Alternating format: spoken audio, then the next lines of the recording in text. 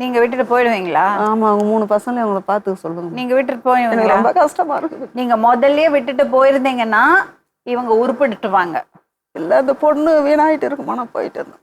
அப்ப தெரியுது இல்ல, உங்களால பசங்களை விட்டுட்டு போக முடியாத, பசங்க நீங்க இல்லாம இருக்க மாட்டாங்க. இல்ல அவங்க 2 இன்னொரு வாட்டி பேரும் நீங்க வந்து குழந்தைங்களை தப்பா பேசுனீங்க, தப்பான வார்த்தைக்கு பேசுனீங்கன்னா நான் நிச்சயமா சிடபிள்யூசில கம்ப்ளைண்ட் பண்ணி நீங்க என்ன கூப்பிடுங்கம்மா.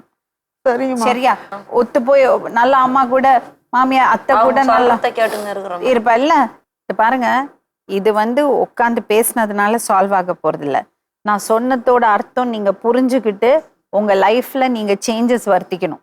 நீங்களும் கொஞ்சம் திருத்திக்கணும், நீங்களும் கொஞ்சம் திருத்திக்கணும், நீங்களும் கொஞ்சம் திருத்திக்கணும். நீங்க அவங்கள அரவணைக்கணும், நீ அவங்கள தாயா பார்க்கணும். ஆட்டோமேட்டிக்கா எல்லாம் சரியா. ஓகே, மீண்டும் இன்னொரு உண்மை சம்பவத்துடன் உங்களை சந்திக்கும் வரை நன்றி, வணக்கம்.